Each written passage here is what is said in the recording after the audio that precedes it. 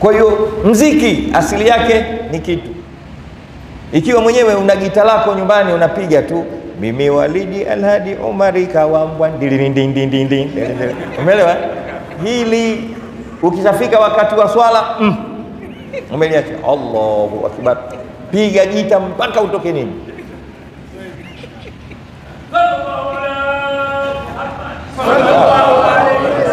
Lakini iko unalikuwa, nadhani tumesikia sote, nadhani tumesikia, tumeelewa. Leo nimesema siongee sana na wala sitaki kuongea kwa ghadhabu. Hivi nauliza swali nyie ambao mnaangalia hiyo clip ambapo mpo kwenye channel yangu ya Siaf Online TV. Hivi Sheikh mkuu wa mkoa wa Dar es Salaam, kulikuwa kuna haja gani ya kuzungumzia mziki kwa wakati aliyokuwepo hapo? Kulikuwa kuna haja gani ya kuwapa watu tiketi wanaopiga ngoma waendelee kupiga ngoma? Kulikuwa kuna haja gani, Sheikh mkuu wa mkoa wa Dar es Salaam? Sawa, topic yako ilikuwa unaelezea kwamba asili ya vitu vyote ni halali. Okay, ngoma inajulikana ya kwamba kuna wanawake walipiga wakati wa Mtume katika masuala ya sherehe, madufufi wanawake walikuwa wanapiga na kwa lengo la kwamba wanafurahi, na Mtume wala hajakataza wakati ule wa Mtume.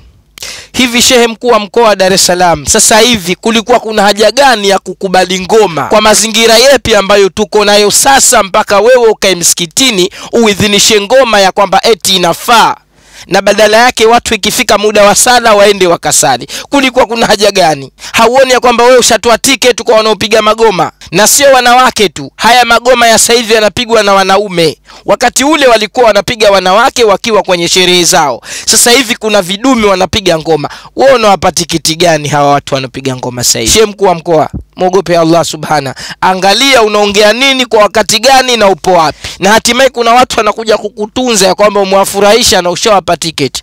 Kulikuwa hakuna haja. Wewe ulikuwa ukemee, kwa sababu ngoma zinazopigwa sasa hivi zote chafu. Nani anapiga ngoma sasa hivi anapata thawabu? Nani anapiga ngoma sasa hivi hasababishi fitna yoyote? Nani?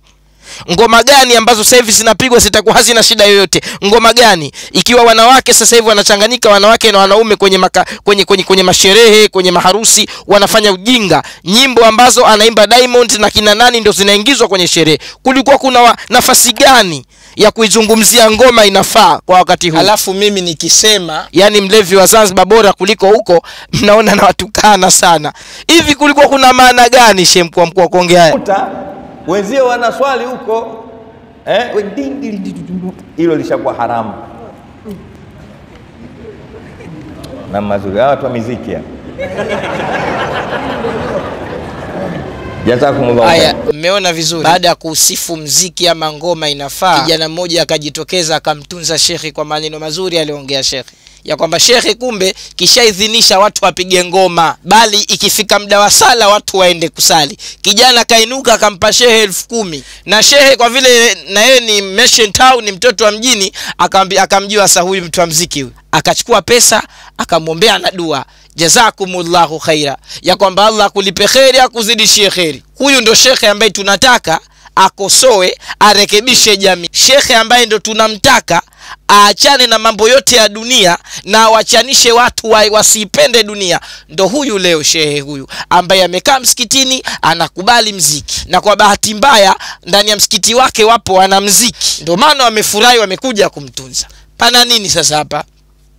Wazee tunaulizana pana nini hapo? Sawa, ngoma unasema zilikubalika wakati wa Mtume na zinakubalika mpaka sasa kwa unavyosema, lakini ngoma hizo zitafaa ikiwa zitapigwa muda wa ambao sio wa sala.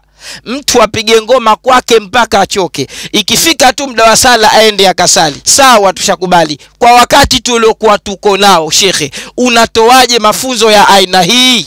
We hauoni ya kwamba unahalalisha kitu ambacho kwa wazama hizi na wakati huu ni fitna? Na ndio maana kumbe kina Diamond na kina Alikiba kutu wako nao, kumbe ushaukubali mziki. Haya sasa unawaambia nini kina Diamond? Rafiki zako ambao kila wakati unakaa nao ni rafiki zako wale, ndugu zako, watu wako ambao unaongoza kwenye mkoa wako, unawaambia nini wale? Je, Diamond anaimba nini? Mziki wake una faida gani? Una maslahi gani kwa Mungu? Kumbe wewe ulishaukubali mziki na ulishaikubali ngoma kwa masharti uliyoyatoa wewe. Kiukweli kwa masharti uliotoa hakuna. Hakuna mtu ambaye atapiga ngoma ikifika muda sala akasali. Hakuna shehe. Njoo niletee mtu mmoja tu kama wewe unayo kwa kijana wako ambaye huyu hodari kwa kupiga ngoma ikifika muda sala anasali, anafanya vizuri ibada zake. Hakuna shehe. Mambo ya kujadili yako mengi. Watu wanamtukana Mungu mitandaoni. Watu wanatukana dini ya Kiislamu mitandaoni. Sisi ambao tunaongea ndio mnatuambia hatuna adabu, tuna matusi. Nyinyi wapole tunaotegemea ndio mnakuja kusema muziki inafaa. Isipokuwa muda sala tu akasali. Pana nini hapo? Dozi itaendelea kutolewa. Mimi Siafu nitaendelea kutoa dozi mpaka muelewe na mpaka kiama. Ibrahim hujasoma, kwanza kasome. Wewe uliosoma njoo useme. Mbona useme?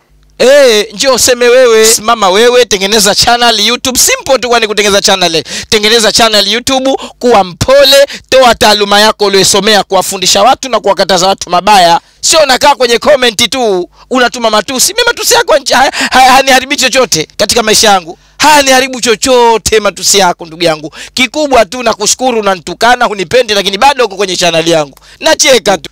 Yaani hunipendi, hunikubali, sina elimu, lakini umeganda kwenye channel. Kila ikitoka unaangalia video. Kazi inaendelea wazee.